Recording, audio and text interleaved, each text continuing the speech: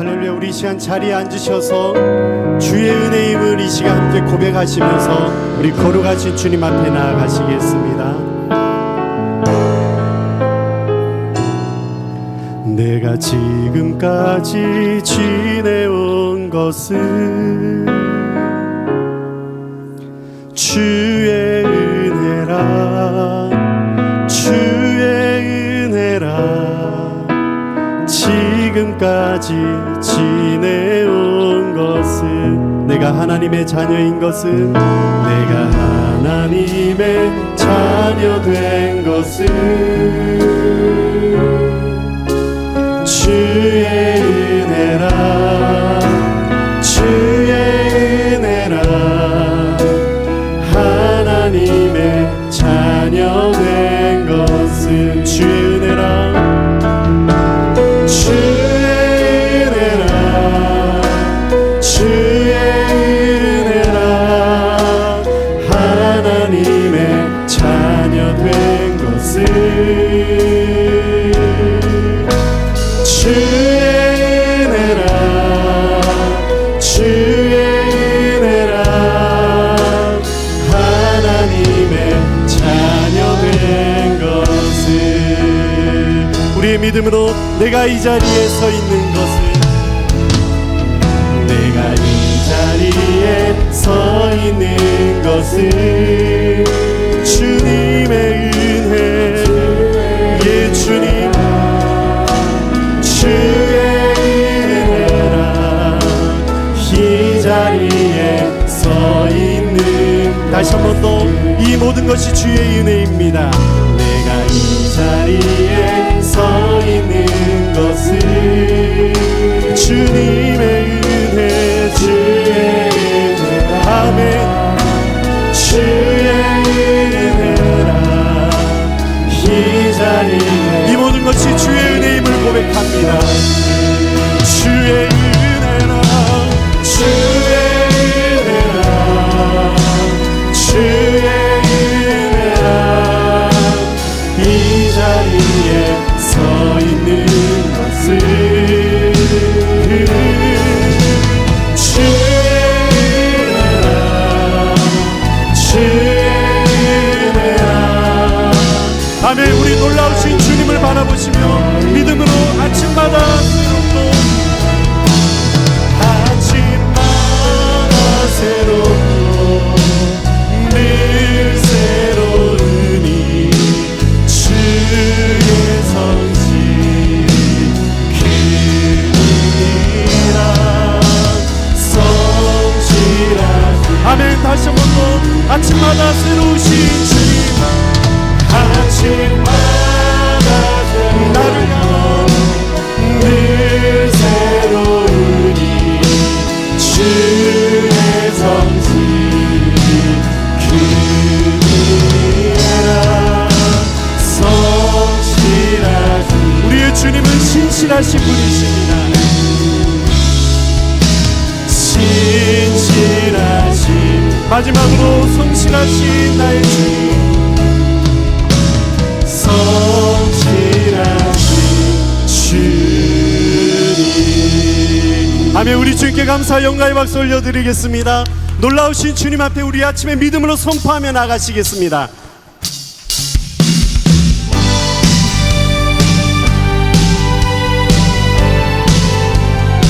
우리 함께 크신 주님의 이름을 선포하며 나가시겠습니다. 우리 다 함께 찬양하라, 찬양하라. 복되신 구세주 예수, 백성들아 사랑을 전하세. 경배하라, 경배하라. 하늘의 천군과 천사 주님 앞에 영광을 돌. 아멘. 목자같이, 목자같이 우리를 지키시.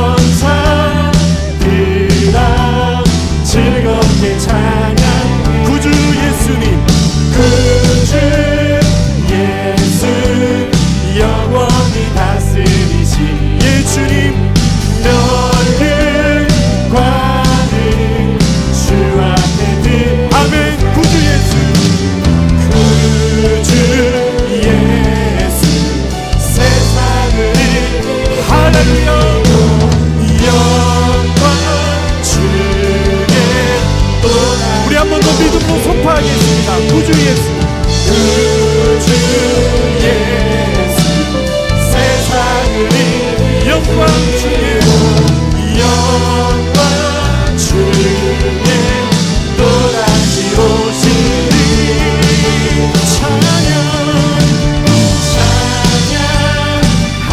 찬양하라, 높으신 권세를 찬양, 찬양, 찬양 영원히 찬양, 찬양 영원히 찬양, 찬양 영원히 드리세. 할렐루야. 우리 주님께 감사 영광 박수 올려드리겠습니다. 크신 주님, 놀라우신 주님, 선하신 주님을 경배합니다. 아멘. 우리 시간 이 찬송의 고백으로 우리와 함께 동행하시는 주님 앞에 우리 이 아침에 결단하시며 우리 주님 앞에 더 가까이 나아가시겠습니다.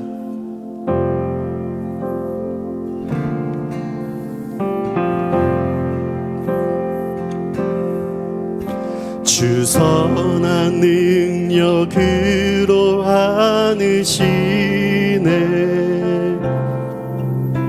그 크신 팔로 날 붙드시네. 절망 속에도 흔들리지 않고 주의 얼굴을 사랑하는 주 얼굴, 우리 함께 고백하시겠습니다. 주 선한 능력으로, 주 선한 능력으로 안으시네. 아멘. 그 크신 팔로 날 붙드시네. 우리와 함께 하시는 주님, 절망 속에도 흔들리지 않고 사랑하는 주 얼굴 구한 선한 능력으로, 선한 능력으로 일어서리. 주만 의지하리 믿음으로. 그리고 내 안에 주 오실 그날 영광의 새. 아멘.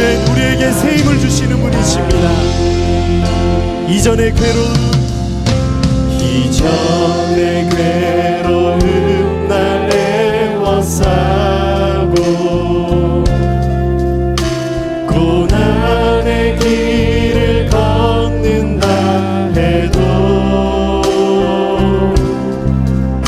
주님께 모두 맡기느리여. 우리를 승리케 하십니다.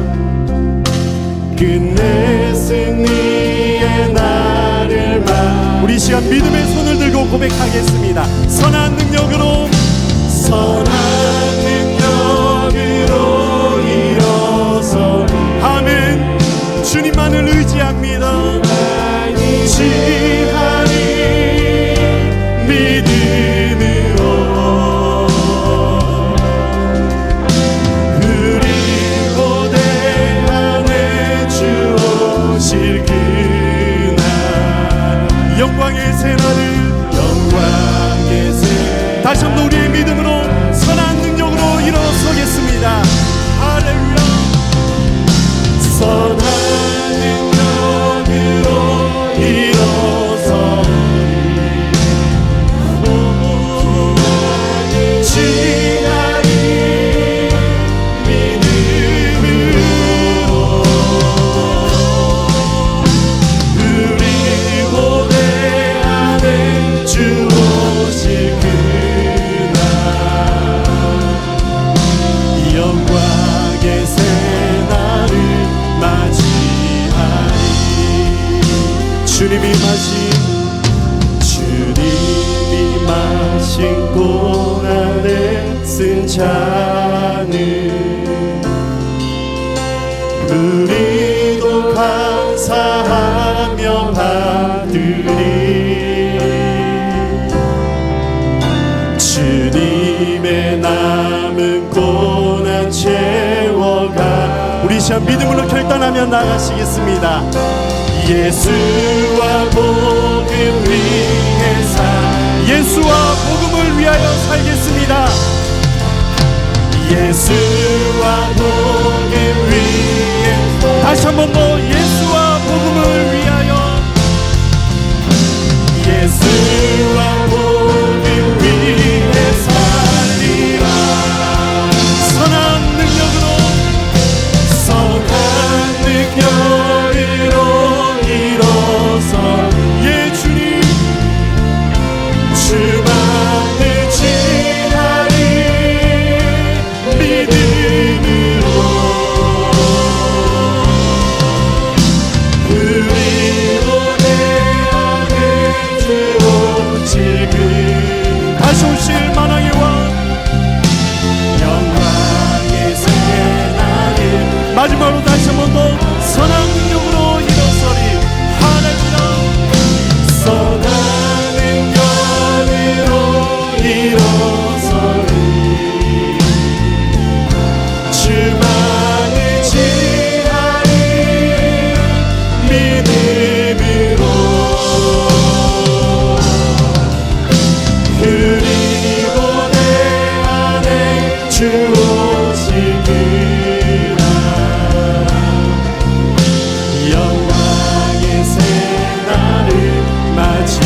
영광의 새날을 맞이하니 영광의 새날을 승리의 새날을 맞이하니 할렐루야. 승리의 새날을 맞이하니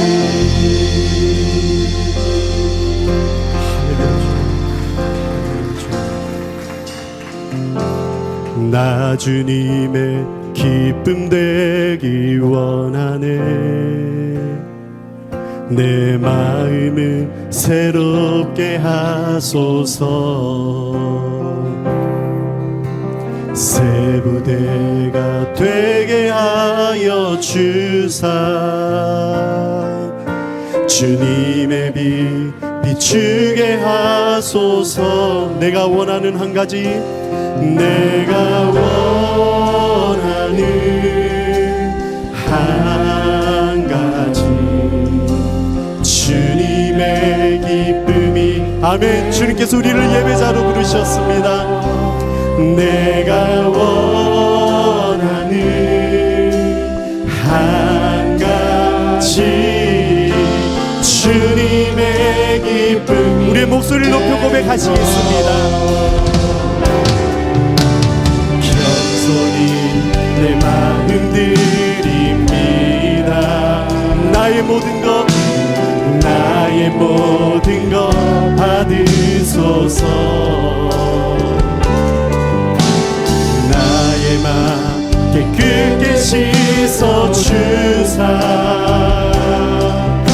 주의 길로 행하게 아멘. 주님 내가 원하는 한 가지 내가 원하는 한 가지 주님의 기쁨이 되는 것.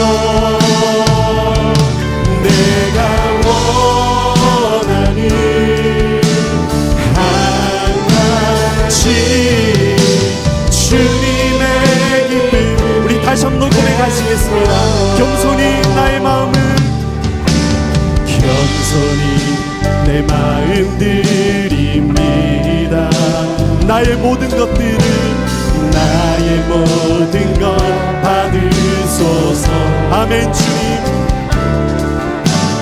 나의 마음 깨끗게 씻어 주의 보혈로 우리는 깨끗함을 받았습니다. 주의 길로 행하게 하소서. 아멘. 내가 원하는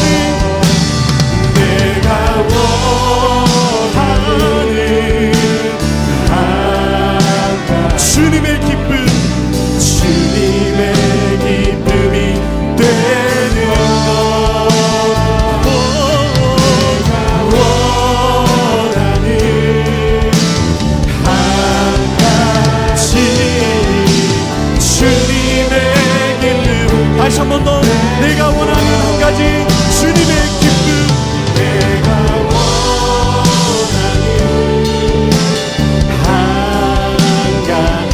주님, 주님의 기쁨이 되는 것. 아멘, 아멘. 내가 원하는 한 가지, 주님의 기쁨이 주님의 기쁨이 되는 것입니다. 주님의 기쁨이 되는 것, 주의 기쁨, 주님의 기쁨이 되는 것.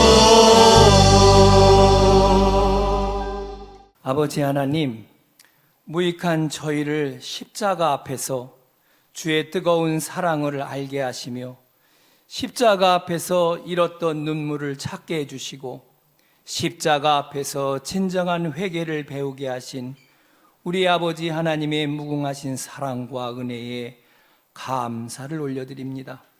주님, 우리가 지난 한 주간 삶을 살아가면서 부지중 잠시라도 혼의 생각에 사로잡혀 죄의 종노릇하고 살지는 않았는지 돌아보게 하시어 다시금 죄로 죽을 몸에 왕노를 하지 못하도록 아버지여 매 순간 우리를 통치하여 주옵시길 간구합니다.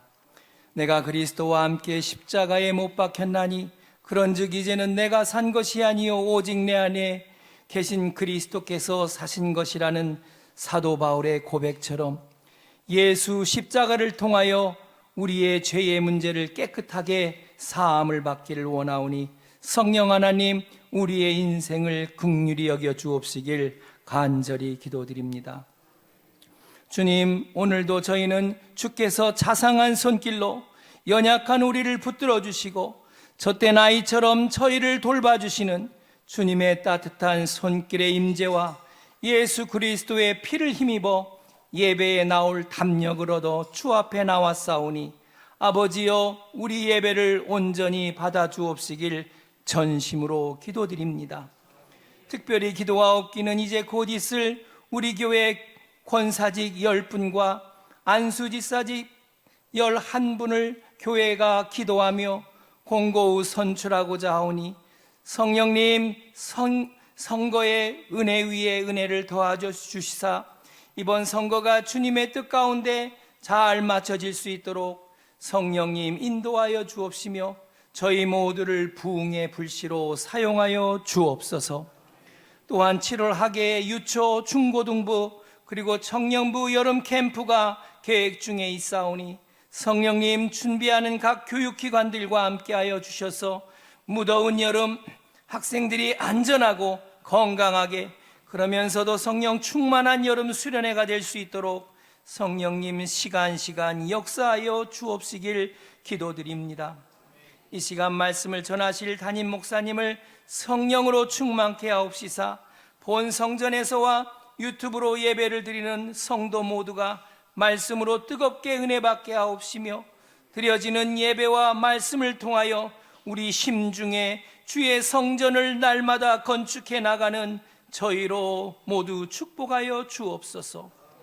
주의 날 몸된 교회를 위하여 봉사하시는 주의 성도들과 각 찬양팀 성가대에서 헌신하는 모든 옛들 가족들의 수고를 기억하여 주옵시길 기원드리며 우리를 죄와 사망에서 구원하신 예수 그리스도의 이름으로 기도드립니다. 아멘. 저희 집 거실 앞에 체중계가 있습니다.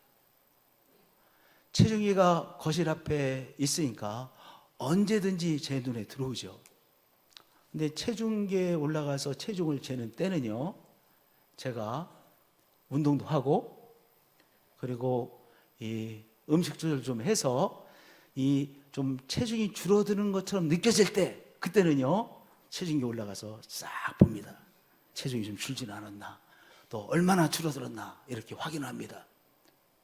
체중계가 거실에다가 앞에 있는데도 불구하고 1개월이 지나도 2개월이 지나도 3개월이 지나도 6개월이 지나도 체중계에 절대로 올라가지 않은 때가 있습니다. 어느 때일 것 같아요? 자꾸 체중이 부는 것처럼 느껴질 때입니다. 제가 좀 애들 같아서 미안한 말이지만 제가 과자를 좋아해요. 나이가 내일 모레면 70인데요. 저도 과자를 살 때마다 조금 민망해. 그런데 하여튼 과자를 좋아해. 그래가지고 새우깡을 먹고 이러면 이 체중이 불잖아요. 체중이 불잖아요. 운동도 하지 않고 이러면 이제 체중이 붑니다. 그럼 느끼잖아요. 벌써 이 벨트가 자꾸 힘겹게 느껴지고 느끼잖아요. 그럴 때는 1개월이 지나도 2개월이 지나도 6개월이 지나도 체중계에 조체중계에 절대로 돌아가지 않고 체중계가 눈에 보이려 치면 싹 눈을 돌려요. 못 번치게. 왜냐하면 체중계에 올라가면 체중이 늘어나는 거 보면 너무 힘들 것 같아. 그래서 체중이 올라가지 않습니다. 여러분들, 우리의 몸의 건강에 있어서 나를 측정하는 것이 참 중요해요. 그래서 여러분들 피검사도 하지 않습니까? 또 2년마다 한 번씩 건강 검진 받지 않으십니까? 그렇잖아요. 다 나 자신의 건강을 검진하는 것이잖아요. 점검하는 것 아니겠습니까? 점검해야 내 건강을 상태를 알고 치료받을 분 빨리 치료할 수 있기 때문에 그런 것이죠. 그런데 우리 내면도 마찬가지예요. 우리의 영혼도 마찬가지예요. 우리가 우리의 몸을 잘 점검해야 되듯이 피검사를 통해서 건강검진을 통해서 체중을 달아봄으로 혈압을 재봄으로 검증하듯이 점검하듯이 우리의 영혼도 우리가 점검해야 돼요. 그런데 점검해야 되는데요, 하나님께서 우리에게 주신 하나님의 뜻이 있어요. 하나님의 뜻을 잘 감당하는 우리의 영혼이 되어야 되죠. 지금 이 삶은 어떤 삶이에요? 하나님의 뜻을 딱 정조준해서 맞춰가는 하나님의 뜻대로 사는 삶이에요. 하여튼 내가 하나님의 뜻대로 잘 내 내면이 살아가고 있는지 그렇지 못한지 뭔가 점검을 해야 돼요. 우리의 영혼을 점검을 해야 돼요. 그런데 언제는 잘 점검하느냐? 내가 은혜 가운데 살 때, 하나님의 말씀대로 살려고 애를 쓰고 하나님의 말씀대로 살 때는 내 자신을 점검을 하는 것 같아요. 근데 언제 점검을 안 하게 되느냐? 우리의 삶에 무엇인가 깨져 있을 때, 하나님의 뜻과는 동떨어진 삶을 살아갈 때는 오히려 우리 자신의 영혼을 점검하지 않아요. 그러면 더 우리의 영혼이 무너지지 않겠어요? 자신의 관역을 점검해야만 내가 하나님의 뜻을 따라서 살아가고 있는지, 어느 정도 비껴나갔는지, 이렇게 나의 내면의 상태, 영혼의 상태를 내가 알고 살아가는데, 자신의 관역을 점검하지 않으면, 즉 우리의 영혼을 점검하지 않으면 우리가 자신에 대한 무지 속에서 살아가게 돼요. 성도님들, 자신에 대한 무지가 무서운 거예요. 최고의 무지는 무엇이냐? 자기 자신에 대한 무지예요.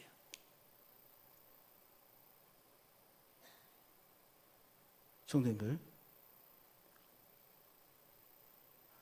주위에 있는 사람은 그 사람에 대해서 잘 알고 있는 것들이 있어. 근데 정작 자기 자신은 몰라. 이거 정말 아이러니 아닙니까? 주위에 함께하는 가족들, 늘 함께 직장 생활하는 분들은요, 그분에 대해서 잘 알고 있는 것들이 있어요. 뭐 한마디로 말할 수는 없게 여러 가지 면들을 잘 알고 있어요. 근데 정작 자기 자신은 그걸 몰라. 최고 무서운 무지가 자기 자신에 대한 무지예요.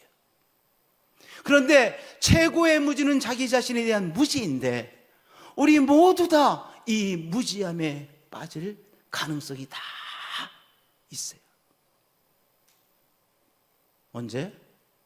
우리가 하나님의 빛 앞에서 나의 자신의 내면을 점검하지 않으면 우리는 자기 자신에 대한 무지 속에서 살아가게 되어지는 것이죠. 여러분들, 마귀는요, 자신의 내면을 점검하지 않도록 우리를 유혹해요. 마귀는 우리를 유혹해서 너 자신을 돌아보지 말라, 우리 자신을 돌아보지 않고 살아가도록 우리를 유혹하고 자꾸 이끌어가려고 노력해요. 그런데 그러한 삶을 살면 하나님의 진노의 심판을 피할 수 없다라고 말씀하셨어요. 내 고집과 회개하지 아니한 마음을 따라 진노의 날 곧 하나님의 의로우신 심판이 나타나는 그 날에 임할 진노를 내게 쌓는도다. 계속해서 자기의 고집대로 살아가고 자기는 옳다라고 여기 살아가고 자기 자신을 점검하지 않고 살아가는 삶, 바로 하나님의 진노의 심판을 피할 수 없다라고 경고하고 있는 것이죠. 그러니까 마귀는 계속해서 우리 자신을 점검하지 않고 살아가도록 우리를 유혹합니다. 그런데 유혹하는 방법들이 있어요. 여러분들, 마귀가요 아주 흉측한 모습으로 우리를 유혹하지 않아요. 누가 봐도 마귀구나 이런 모습으로 우리를 유혹하지 않아요. 마귀는요 너무나도 일상적인 방법으로 우리를 유혹해요.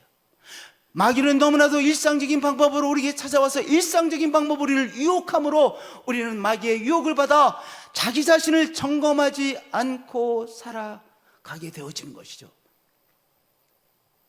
그러면 마귀가 우리를 유혹해서 우리 자신을 점검하지 않고 살아가도록 하는 우리 세 가지의 것들이 있는데, 크게 세 가지가 있는데 그 세 가지를 보겠습니다. 첫 번째, 남을 비난하며 사는 것입니다.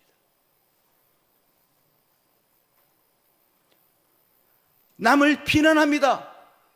그러면 자기를 점검하지 않고 자기에게 눈길을 돌리는 것을 피하고 살아갈 수 있잖아요.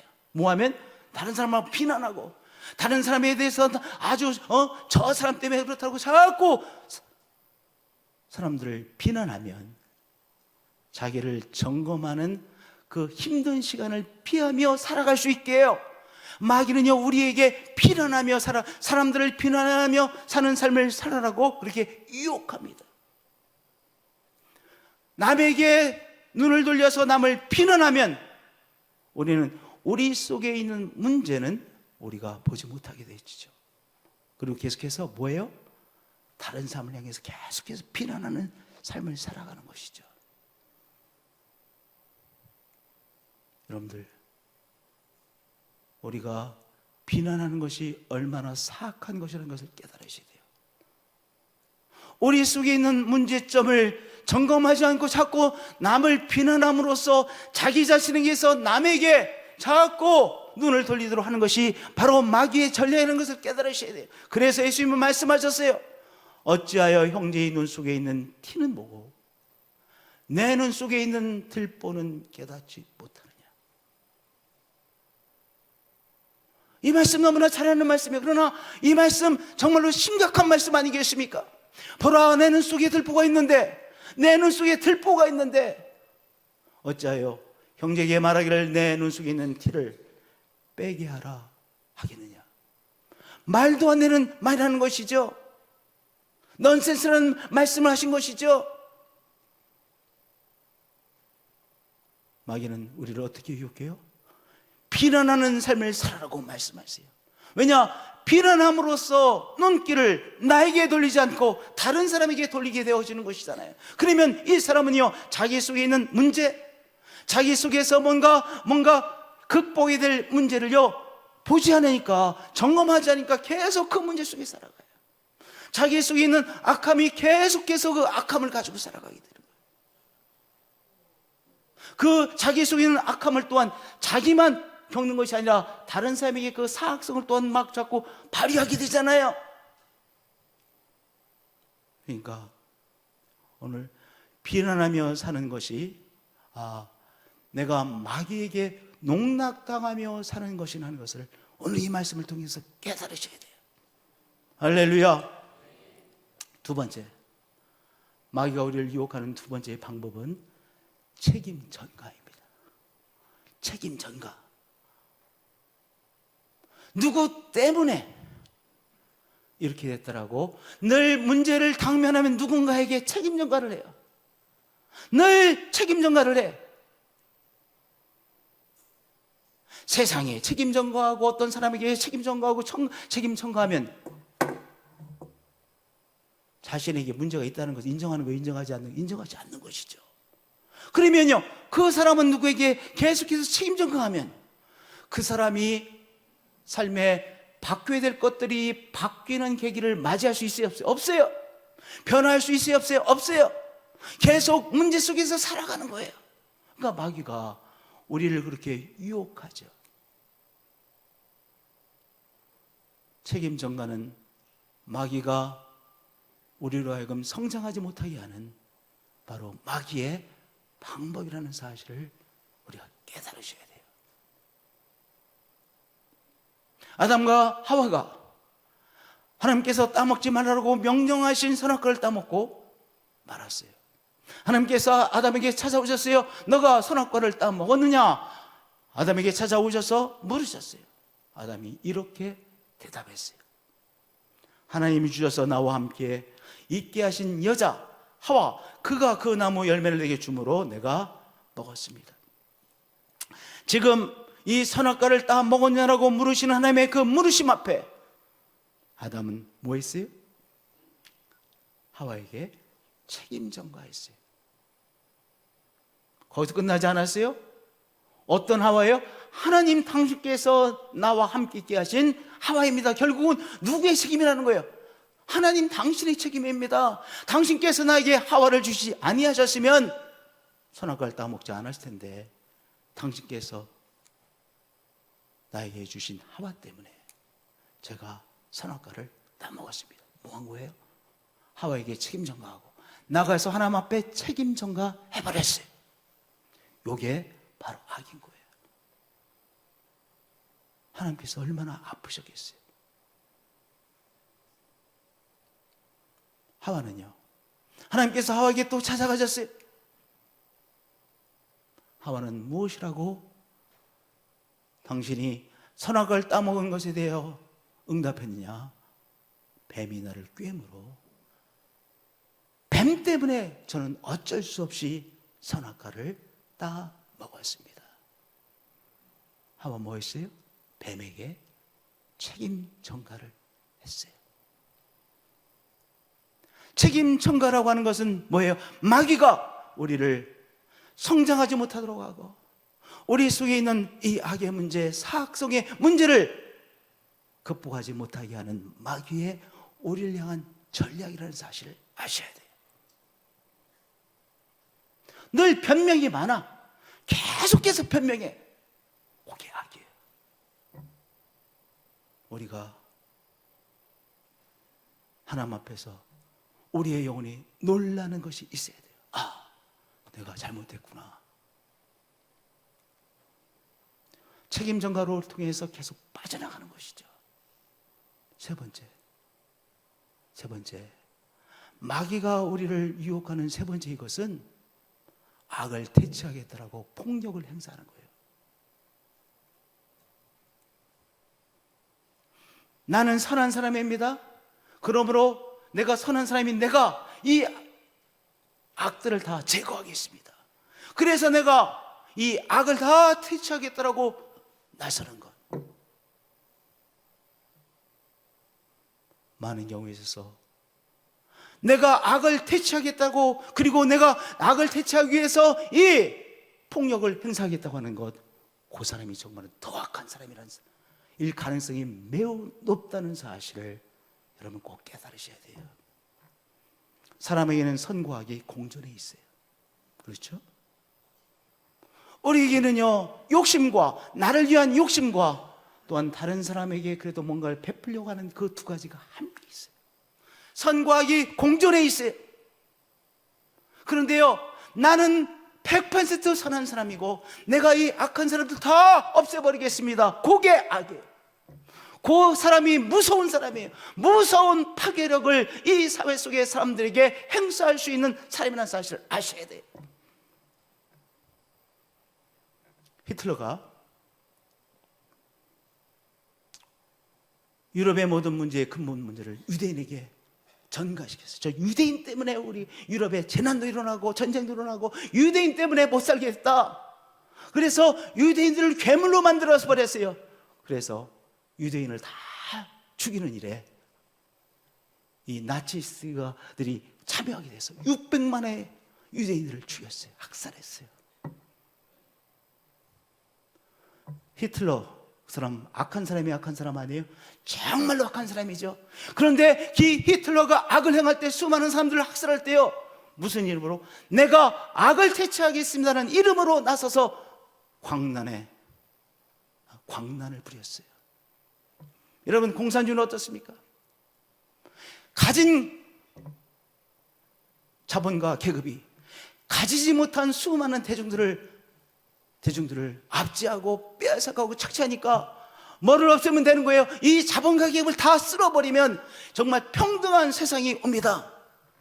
그래서 평등한 세상을 위하여 사람을 잡아가고 사람을 죽여야 되는 거예요. 그러면 이 정의라는 이름으로 사람을 죽여야 되는 것이잖아요. 여러분들, 중국이 공산화되어진 이후에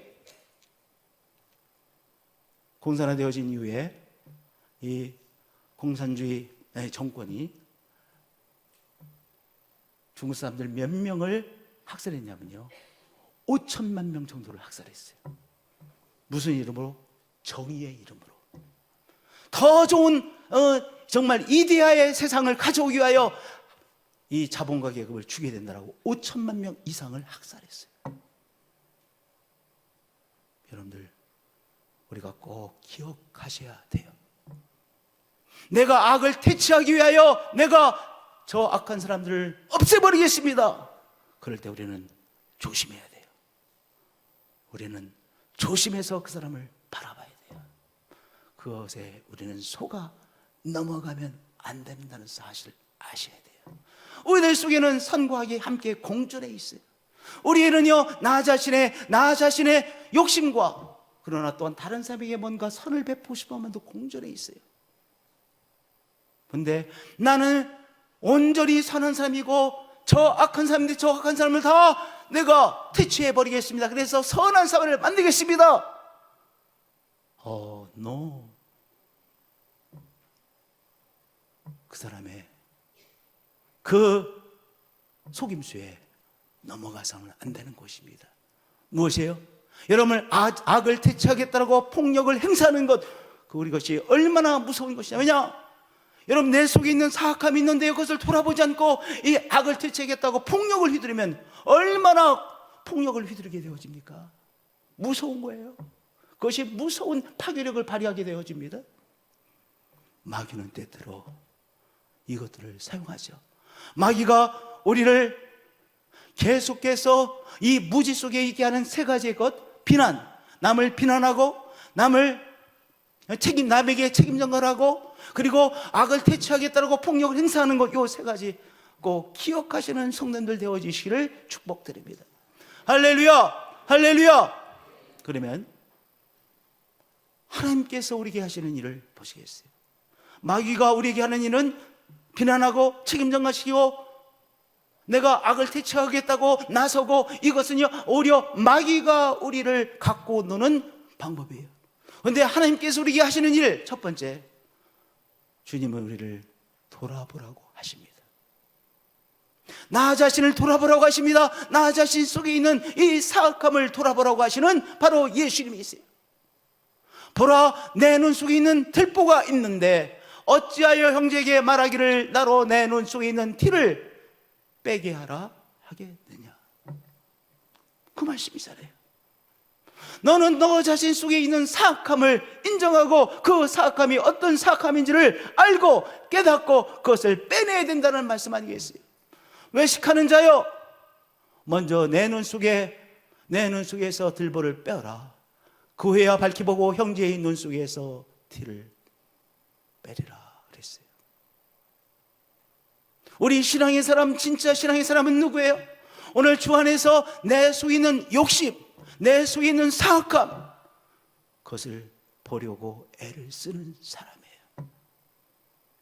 할렐루야. 우리 자신 속에 있는 욕심들, 내 속에 있는 훈련받지 못한 것들, 내 속에 있는 사악함을 내가 보고 내가 그것을 주의 말씀 안에서 깨닫고 내가 이것을 극복해야 되겠구나. 이 사람이 누구예요? 신앙의 사람인 거예요. 두 번째, 성령님은 우리를 때때로 찌르세요. 성령님은 우리를 찌르세요. 예수님을 십자가에 못 박는데 하루아침에 이 예루살렘의 분위기가, 공기가 달라졌어요. 그래서 예수님에 대하여 환호하던 사람들, 호산나 호산나 환호하던 사람들이 예수님에 대한 증오심이 일어나서 예수님을 십자가에 못 박으라고 그렇게 외치기 시작했어요. 예수님을 십자가에 못 박는 일에 직접적으로 관여한 소수의 사람들이 있었어요. 또한 많은 사람들이 간접적으로 예수님을 십자가 못 박는 일에 관여했어요. 그리고 또 더 많은 대중들은요, 방관해서 그래, 예수님을 못 박는 거 당연한 것이야, 이렇게 생각을 했어요. 그랬잖아요. 근데 예수님이 십자가에 못 박힌 지 얼마 지나지 않았을 때예요. 성령 충만한 이 베드로가 성령을 받고, 이 베드로가 첫 번째 설교를 합니다. 사도행전 2장에 이 베드로가 전한 첫 번째 이 설교가 기록되어져 있어요. 그런데 베드로가 예루살렘 사람을 향하여 이제 설교를 했는데, 설교를 듣고 이 사람들에게 이런 반응이 일어났어요. 그들이 이 말을 듣고, 베드로가 전한 말씀을 듣고 마음에 찔려 그랬어요. 이게 중요한 거예요. 어떻게 됐어요? 성령이 이 사람들의 마음을 찌르셨어요. 내가 잘못된 것이구나. 내가 그때 환호했는데 내가 엄청난 악을 행한 것이구나. 마음의 찔림을 받았어요. 성령께서 이 예루살렘에 있는 많은 사람들, 베드로부터 말씀을 듣는 이 사람들의 마음을 찌르셨어요. 그리고 그 찔림을 받아 그들이 이렇게 응답했어요. 제자들에게 우리가 어떻게 하면 좋겠습니까? 성도님들, 이미 이 사람들 가운데 성령께서 일하시고 있는 거예요. 성령께서 이들의 마음을 찔렸어요. 성령으로 인하여 마음의 찔림을 받았어요. 내가 잘못한 것이구나. 내가 그때 환호해서는 안 되는데 잘못 내가 환호한 것이구나. 내가 예수 그리스도를 십자가에 못 박는데 내 나름대로 뭔가 그 일에 예수님을 십자가에 못 박은 것이구나. 구세주를 십자가에 내가 못 박았구나. 이렇게 찔림을 받았어요. 그러면 내가 여기서 어떻게 해야 되지? 이미 성령께서 그들 가운데 역사하신 거예요. 성도님들, 우리가 아마 여러분들은 사기 안 당하시겠죠. 그러나 우리가 어떤 사람이 사기당했다는 소리를 들어요. 그런 사람 있잖아요. 근데 사기를 당할 때 많은 경우에 이렇습니다. 어떤 사람이 그럴듯한 말로 유혹을 했어요. 그 말을 듣는 순간, 야, 이거 너무 좋은 제안이다. 이 사람을 따라가면 내가 정말 큰 이익을 얻을 수 있겠구나. 이렇게 되죠. 그렇게 돼요. 그리고 처음부터 끝까지 한 번도 의심하지 않고 막 달려가요. 그리고 나중에 다 털린 다음에야, 그때서야 사기당했다는 사실을 알게 돼요. 이미 늦었어. 가만히 보세요. 이 사람에게 한 번도 저 사람이 나에게 말도 안 되는 사기를 치는 것이라는 의심이 있었어요, 없어요? 한 번도 없었어요. 여러분들, 꼭 우리가 명심하셔야 돼요. 한 번도 의심이 일어나지 않는 것은 안 하셔야 돼요. 왜냐? 정말은요, 성령께서 우리 가운데 일하실 때, 하나님께서 우리를 축복하실 때도 우리는 과연 이걸 할 수 있을까? 이런 고민을 하게 돼요. 그런데 어떤 사람의 제안을 들으니까 이건 이 사람이 제안하는 것을 내가 행운을 얻었는데 이 사람이 제안한 대로 하면 나는 횡재할 것 같아. 그거는 10중 8구 사기일 가능성이 높아요. 그래서 사기를 당할 때는 한 번도 의심하지 않아요. 사기를 당할 때는 한 번도 의심하지 않아요. 제 말이 틀립니까? 여러분 가만히 생각을 해보세요. 사기를 당한 사람이 중간중간 의심하다 사기당하지 않아요. 처음부터 그 제안을 받는 순간부터 끝까지 한 번도 의심하지 않았어요. 나중에 보니까 다 털렸어. 여러분들, 정말로 하나님의 인도하심은, 성령의 역사하심은, 성령의 인도하심은요, 한 번도 의심하지 않고 확신 속에서 처음부터 끝까지 하는 것이 아니에요. 때로는요, 내가 맞는 길을 가는 것일까?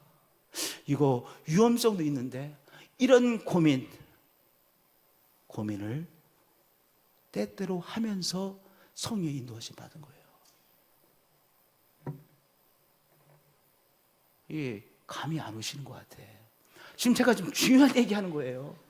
우리 그냥 반대로 생각합니다. 이게 성령께서 인도하시는 거니까, 하나님이 인도하시는 거니까 처음부터 끝까지 완벽하게 그냥 착착착착착, 그리고 횡재, 100배의 축복, 그렇게 생각하시죠? 오히려 거기에 사악한 마귀의 농난이 될 가능성이 매우 높다는 사실을 아셔야 돼요. 오히려 하나님께서 우리를 인도하실 때, 성령께서 우리를 인도하실 때는 때때로 이게 내가 맞는 길을 가는 걸까? 이 거래가 내가 정말 좋은 거래가 될 것인가? 내가 이러다 실수할 수도 있는데, 이런 중간에 우물쭈물이 때때로 있어요. 그런데 그 중간에 마음의 갈등, 그런 것을 통해서 성령님은 우리를 인도하시는 거예요. 할렐루야. 성도님들, 반응이 별로 없으신데 제가 지금 중요한 얘기 한 거예요. 여기 마음에 찔림을 받았어요. 누가 찔리셨어요? 성령께서 이들의 마음을 찌르셨어요. 내가 괜찮지 않은데? 내가 괜찮은 것이 아니구나. 그러면 내가 이 괜찮지 않은, 내가 악을 행한 내가 무엇인가 응답해야 되는 내가 어떻게 하면 좋을까? 고민하는 거 아니겠어요? 오히려 성령의 사람은 고민합니다. 왜냐하면 내가 가는 길이 있는데 하나님께서 찌르시니까 고민하게 되는 거예요. 그 사람이 오히려 성령의 사람인 거예요.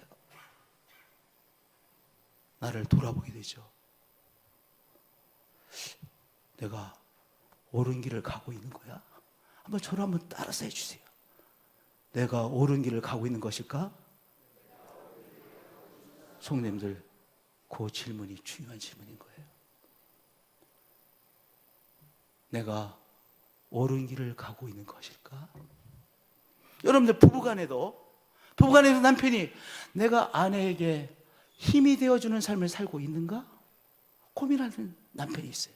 아내가 남편을 향해서 내가 남편에게 힘이 되어주는 삶이 되고 있을까? 고민하는 남편은요, 정말 좋은 남편이에요. 그렇게 고민하는 아내는요, 정말 좋은 아내예요. 그런데 문제는 무엇입니까? 내가 당신에게 월급을 안 갖다 주는 적이 있냐? 내가 뭐를 잘못한 게 있냐? 나 정말 억울하다. 나는 당신을 위해서 할 만큼 다 했는데 왜 이러는 거야? 그러잖아요. 한 번도 남편과 아내의 관계에 있어서 돌아보지 않아요. 그 사람이 정말은 당신의 배우자의 마음을 아프게 하고 있는 거예요. 성령님은요, 우리 자신을 돌아보게 만들어요. 찔림을 받게 만들어요. Something wrong with me. 뭔가 내가 지금 잘못된 것이 있구나. 뭔가 잘못된 것이 있구나. 내 속에 뭔가 욕심이 있구나. 잘못된 판단력이 있구나. 돌아보게 만드는 것이죠. 그러면 내가 여기서 어떻게 해야 될까? 이게 하나님 앞에서 중요한 자세예요. 성령님이 우리에게 주시는 중요한 자세예요. 여러분, 악한 사람은요, 한 번도 고민하지 않아요. 그냥 계속 달려갑니다. 이러면 안 되는데 막 달려갑니다. 거기서 엄청난 악이 이루어지는 거예요.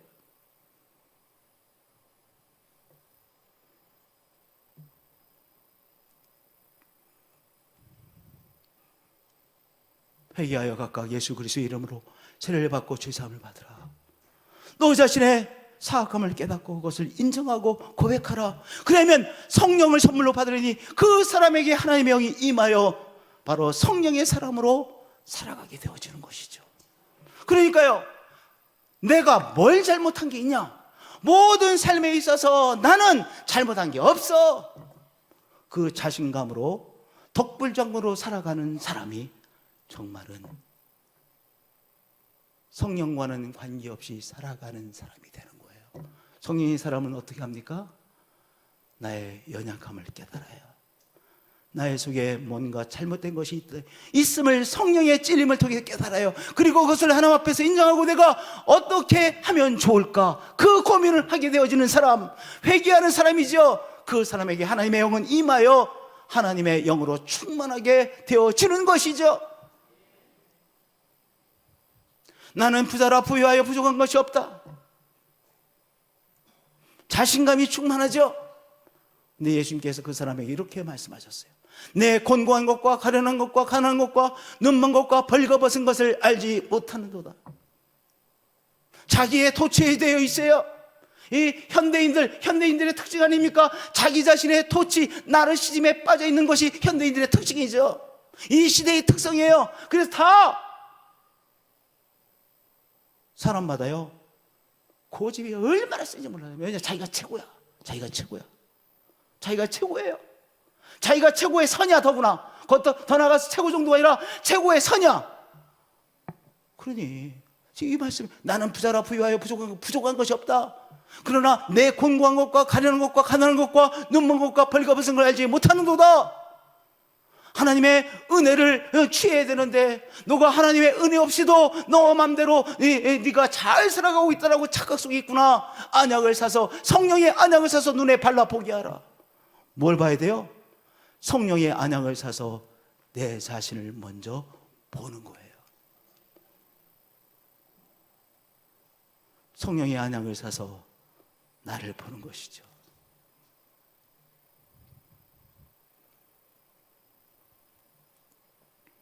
바로 하나님은 성령의 안약을 사서 너 자신을 돌아보자, 내 안에서 너 자신을 돌아보자 라고 성령님은 말씀하시고 하나님은 우리에게 말씀하시고 계신 것입니다. 할렐루야. 세 번째, 이 사람이 참 재미나요. 왜냐하면 자기만 자신 속에서 못 보는 많은 면들을 갖고 있는 것이 사람이에요. 내가 내 자신을 가장 잘할 것 같지 않습니까? 그런데 물론 내가 내 자신을 알지요. 그런데 어떤 면에 있어서는 내가 내 자신을 가장 모르는 것이 나예요. 그래서 우리가 사람을 설명할 때 이 빙산의 일각이라고 하는 표를 이걸 통해서 설명하지 않습니까? 빙산 저 밑에 담겨져 있는 거 10분의 9라는 거예요. 10분의 1만이 빙산의 일각이 나타나요. 이 나타난 것을 의식, 내가 나에 대해서 내가 의식하고 있는 것은 아주 극히 일부분이라는 거예요. 10분의 1. 그런데 10분의 9, 나의 이 무의식의 그것들을요, 내가 못 봐요. 근데 그 무의식이 나를 계속해서 잡아 끌어. 나를 갖다가 컨트롤하고 잡아 끄는 것은요, 내가 알지 못하는 무의식의 이 큰 이 빙산 덩어리가 나를 잡아 끌어. 근데 주위 사람들은 그 사람에게 그러한 성향이 있다는 걸 다 알아. 가족들 다 알아. 직장인도 다 알아. 20년, 30년 직장생활 다 알아. 근데 누가 몰라요? 그 사람만 몰라. 왜냐? 내가 아직까지 의식하지 못하는 내 무의식의 세계니까. 근데 그것을 나를 딱 버티고 있는 거예요.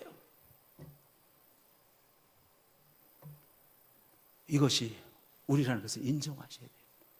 그러니까 내가 내 자신임에도 불구하고 알지 못하는 내 자신이 내 속에 버티고 있다는 사실을 우리는 인정해야 돼요. 인정해야 돼요. 그래서 히브리서 4장 12절 13절에 이런 너무나도 중요한 한 말씀이 있죠. 하나님의 말씀은 살아있고 활력이 있어 좌우에 낯설었던 것보다도 예리하여 혼과 영과 및 관절과 골수를 찔러 쪼기까지 하며 또 마음의 생각과 뜻을 판단하시라니. 하나님의 말씀이 우리를 드러내신다는 거예요. 지으신 것이 하나도 그 앞에 나타나지 않으며 우리 자신을 하나님의 말씀이 드러내신다는 것입니다. 그러면 성도님들, 내가 알지 못한 나의 무의식이 조금씩 올라와서 나에게 그런 면이 있구나, 나에게 이런 면이 버티고 있었구나. 그럼 이 사람이 뭐 하는 거예요? 점점 성장되어지는 거예요. 영적으로 성장되어지는 사람이 되어지는 거예요. 더 하나님의 뜻에 관역에 맞추는 삶을 향해서 가게 되어지는 거예요. 할렐루야. 하나님의 말씀으로 다른 사람을 찌르라고 주신 것이 아니에요. 오늘 마태복음 7장 1절부터 4절, 1절, 2절, 3절, 4절, 그 다음에 5절이 나와요. 5절에 뭐라 하겠어요? 개에게 주지 말며 이런 말씀이죠. 여러분, 그 말씀이 무슨 의미라고 저는 이해했느냐? 하나님의 말씀을 가지고 다른 사람을 찌르며 하는 것은요, 개에게 준 것처럼 그렇게 험하게 사용하는 거예요. 하나님의 말씀을 통하여 자기 자신의 이 드러나지 않은 것들을 우리가 깨닫도록 해야 되는데, 이 말씀을 가지고 뭐 하는 거예요? 다른 사람 막 찔리기만 해. 다른 사람만 찔러. 자기를 찌르지는 않고, 말씀에 의해서 자기가 찔림을 당하는 것이 아니라 다른 사람만 찔러. 그 사람이 바로 마태복음 7장 5절의 삶을 살아가는 거예요. 오늘 우리들은 누구예요? 말씀으로 나 자신이 찔림을 받는 사람이에요. 나 자신의 드러남을, 나 자신이 드러나 내가 내 속에 알지 못했던 이런 면들이 있구나, 이것을 하나씩 하나씩 깨달으며, 하나님, 제가 이런 면이 있네요. 제가 이런 면이 있는데 주님께서 저를 회복시켜 주셔야만 됩니다. 자기 자신을 자꾸 알아가는 사람인 것이죠. 이러한 우리 성도님들 되어지시길 축복드립니다. 할렐루야, 할렐루야. 기도하시겠습니다. 주님 사랑합니다.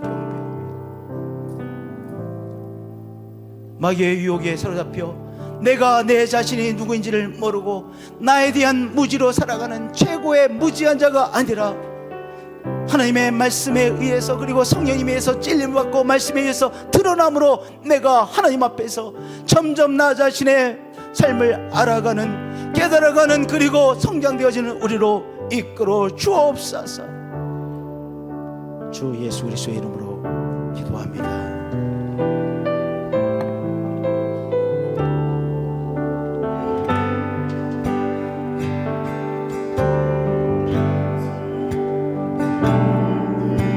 입니다. 나의 모든 것 받으소서. 나의 맘 깨끗게 씻어 주사 주의 길로 행하게 하소서. 겸손히 나의 마음을,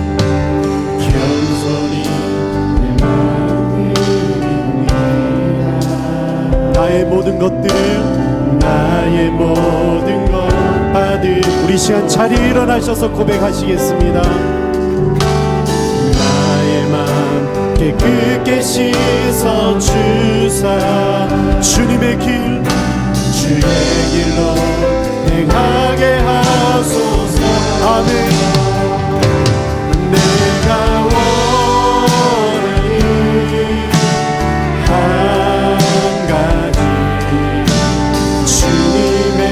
기쁨이 되누어 내가 원하는 한 가지 주님의. 우리 다시 한 번 더 고백하시겠습니다. 겸손히 내 마음을 올려드립니다.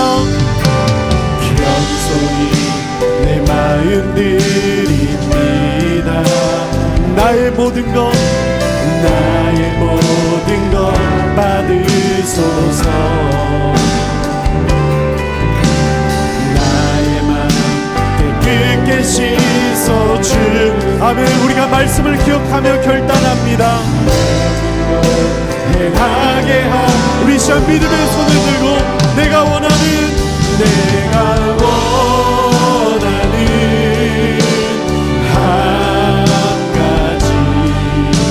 주님의 기쁨이 되누어 내가 원하는 한 가지 주님의 기쁨이. 다시 한 번 더 내가 원하는 한 가지 주님의 기쁨.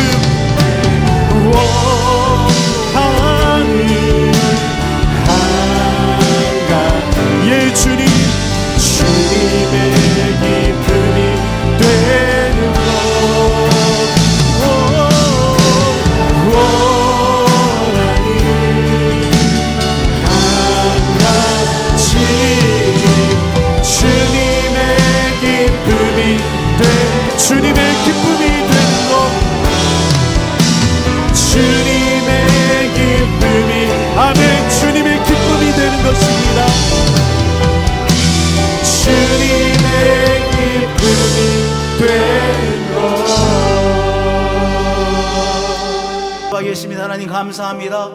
한 주일의 첫째 날 주의 날 우리의 시간을 구별하고 우리의 정성을 구별하고 우리의 열정을 구별하고 우리의 마음을 구별하여 성삼위 하나님 앞에 예배로 올려드립니다.